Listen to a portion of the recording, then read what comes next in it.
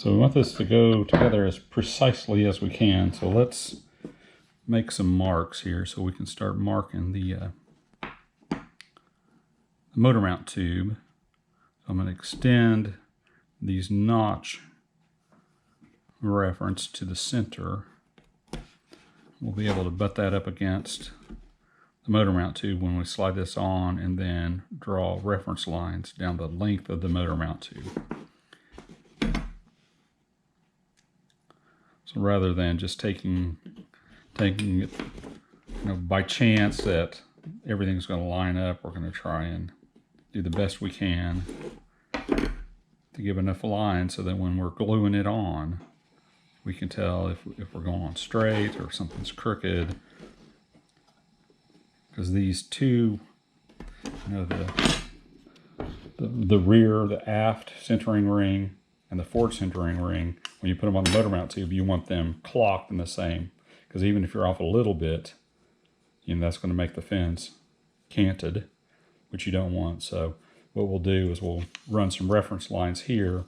Then when they go along the length of the motor mount tube, you can index them in the proper orientation.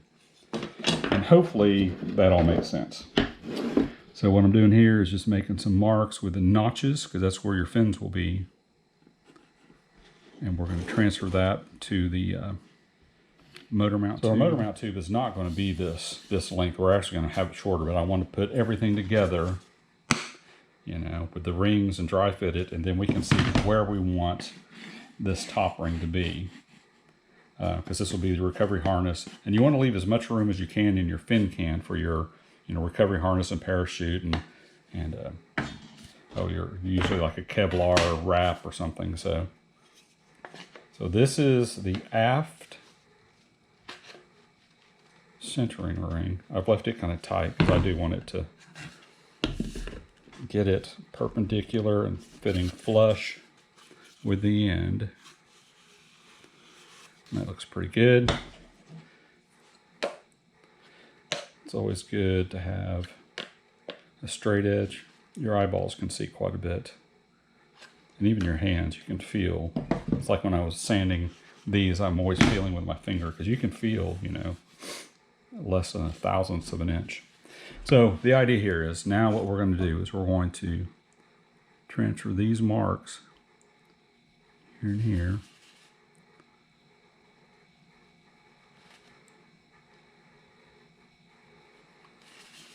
Then I'll go back over to the door frame and run lines along the motor mount tube.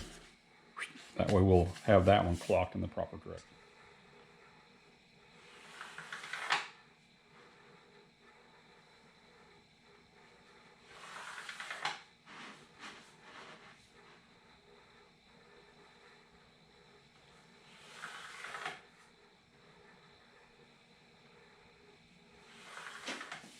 So now we've got lines drawn along the length of the motor mount tube, and that'll actually be where these fins all land.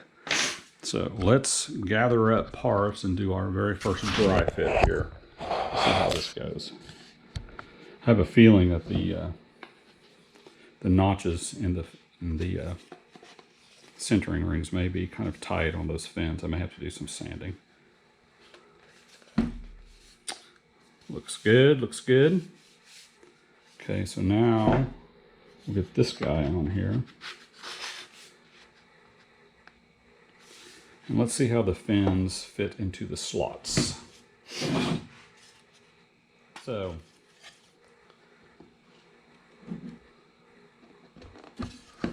see how much sanding we'll have to do here on our fins.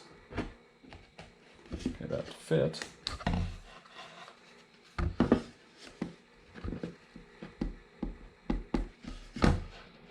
Kind of tight, not going in all the way.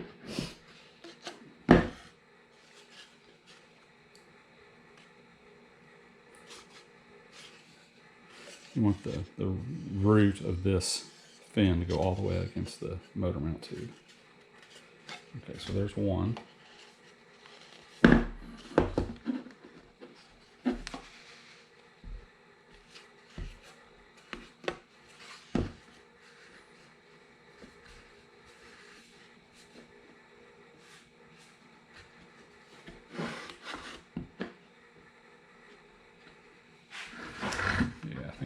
back to work on these notches a little bit so they slide in easier.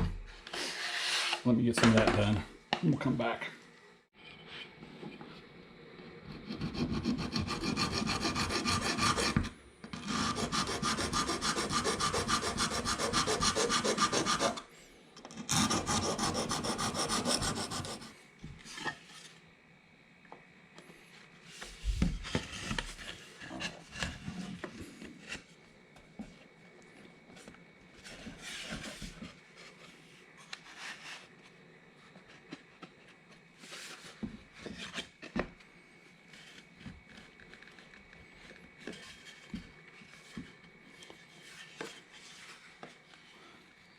Forward ring notch is still pretty tight.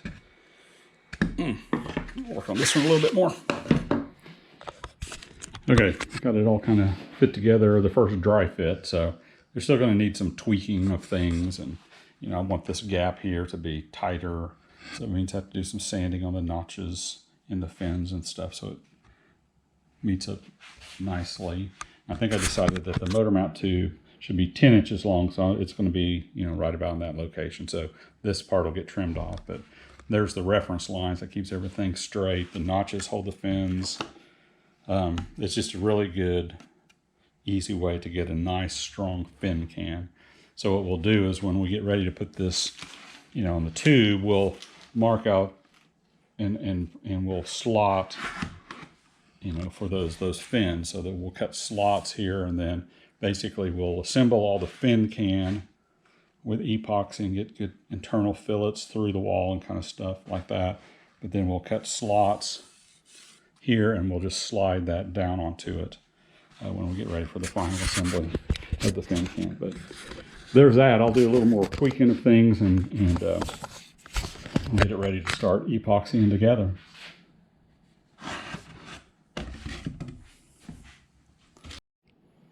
So I just looked at this and I started to make this cut into the motor mount tube at the 10-inch length that I thought I needed. I kind of was thinking, what about that 38mm motor adapter? And it turns out that if I cut it too short, the top ring will be past it and won't keep it centered. So I'm actually going to go probably, 11, maybe even 12 inches long on this motor mount tube, just so that I don't mess myself up here if I try and use that 38mm adapter. By the way, there's the fin can just kind of holding itself together. So if you see this will go inside there. You probably can't see it.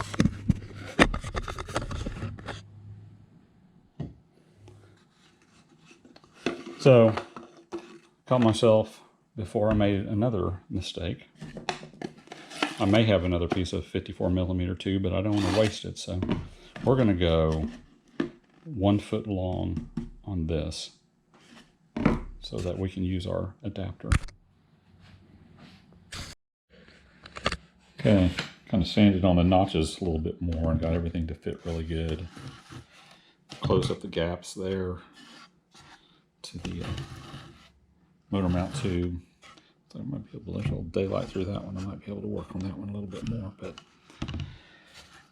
right now, I think I'm going to take the fins off and sand the contours, leading edge, trailing edge, around the ends, get all that done, and then come back and do the final sand fit. Then we'll rough up the this glassine, the slick glassine layer on the motor mount tube, something for the epoxy to stick to a little bit better, soak into, and then we'll get out the epoxy and start gluing this thing together. So I'm going to go do some fin shaping on the belt sander. So hopefully I can get a video of that. One last thing before I get to shaping fins on the belt sander, what I want to do is mark everything. So this is fin number 1, slot number 1, slot number 1 on the lower, fin number 2, slot number 2, number 2 down here, fin number 3, 3 here, 3 down there. So now when I putting everything back together, everything's going back in the same spot. So whatever fitting I've done will go back and work really well. So you're not switching things around. They should be fairly close, but it's better just to mark it that way. That way they go back exactly the same. Okay, to the belt sander. So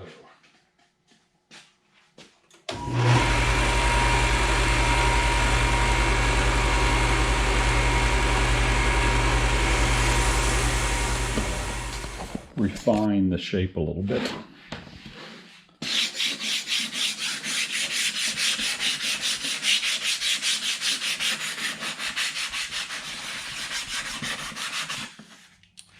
As we kind of get the other ones sanded, we'll stack them all together and then do the final.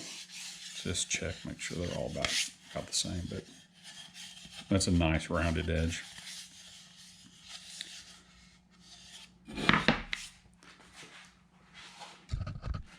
So if you can see that.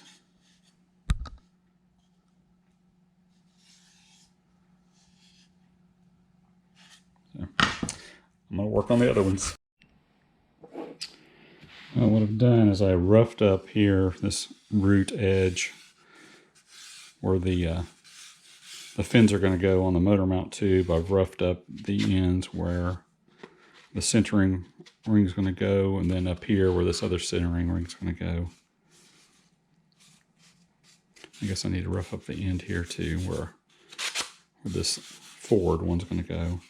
Now it's just basically put everything back together. I had to redraw these lines because I sanded them off, but let's kind of rough up this end. This is just some really heavy, like 80 grit. What it does, it kind of breaks up that outer slick layer of glassine paper so that the epoxy can kind of soak in a little bit more. There's that one. Fin number 3.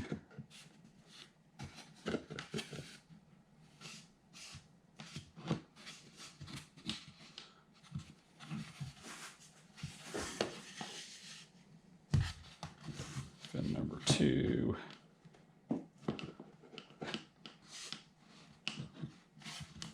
Okay.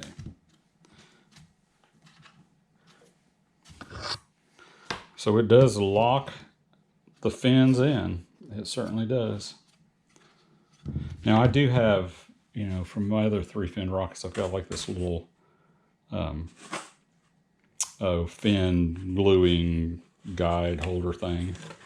But as you can see, it just slides right on. So without any kind of a guide or anything, the fins are already just lined perfectly. So that's good. So now it's kind of stand back and look at it for a minute. Make sure we're not forgetting anything, and then we're going to start mixing up some epoxy. Okay. Centering rings for 3.9-inch airframe, LNR 3.9 54 millimeter 3S, 3 slots, 54 millimeter motor mount, 3.9 LNR lock-in ring. So that's what they call it. So that's what that is. So we're getting ready to mix up some epoxy, some structural, and then I may even get some finishing resin and just kind of coat all these parts. But you know, this coupler, stiffer coupler tube gets mounted inside of this one, so a little bit of epoxy to hold that together. These little tabs need to be glued in with some structural epoxy. I'll coat all this.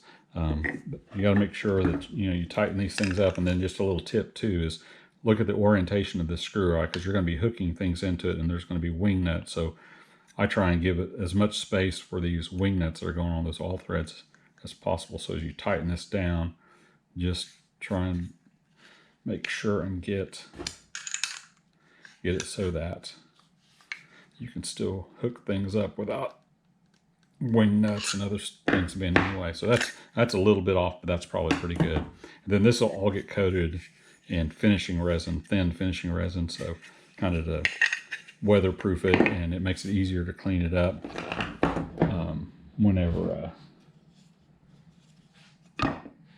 clean it up whenever all the powder residue gets through. I'm going to get me a piece of this 4-inch tubing. And this is the other thing too on the forward centering ring that goes on the fin can.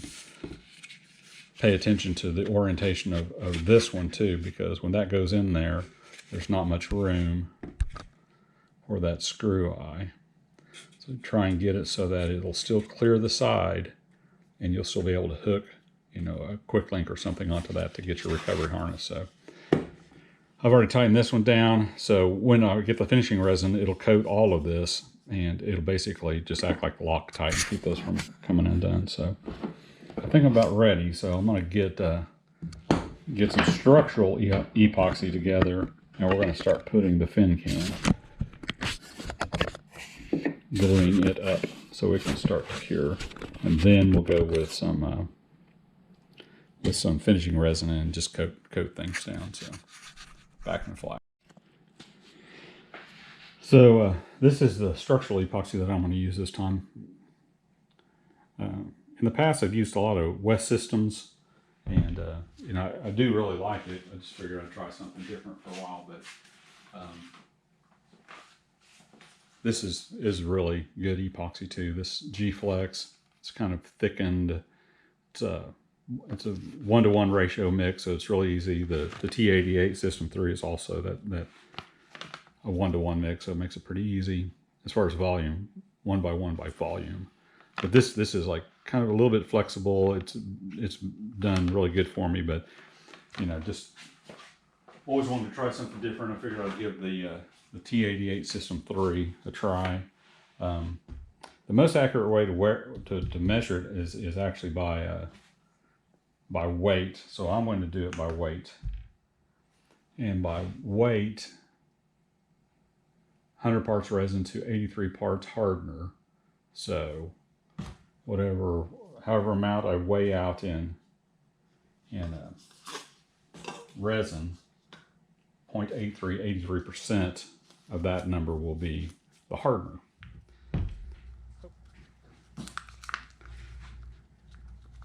So it is actually very similar to the G-Flex. Okay, that's a pretty good mix.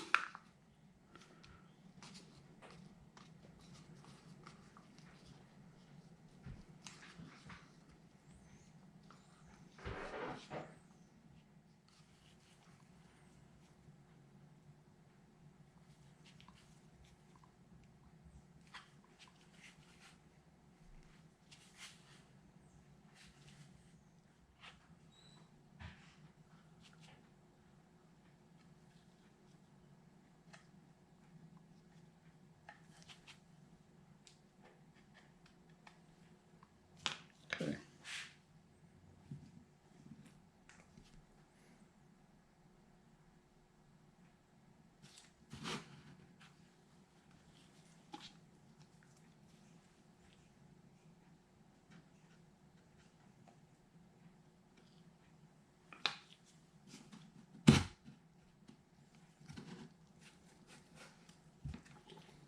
Okay. Fin number 1. Okay, I have a rodent happening or something.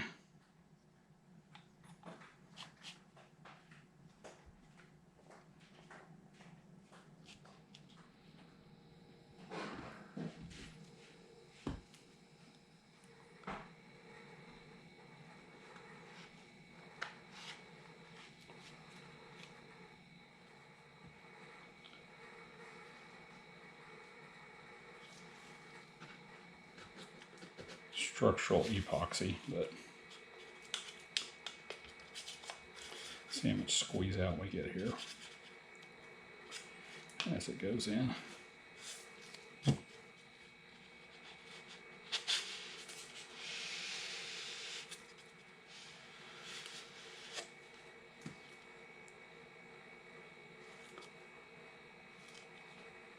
And here you're just trying to center, you know, this between each end. There's a 1/4 inch recess for those for these centering rings to go in there when you put the put the electronics bay together. I think we're good. I may put a little piece of tape on this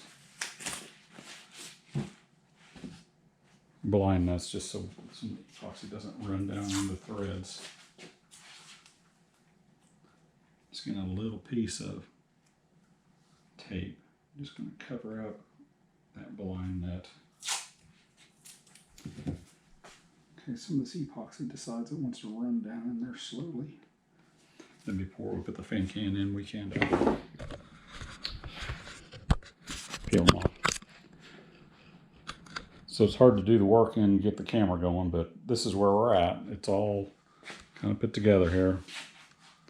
Hopefully you could see what I was doing. Now we let the epoxy cure. Then when that cures for a while, we'll come back and we'll mix up some West Systems 105 finishing resin. It's thin, not really watery, but it's very thin, and we'll kind of coat things to protect it. So we'll coat the outside of this, rub it in, coat the tray, coat the bulkheads for the electronics bay.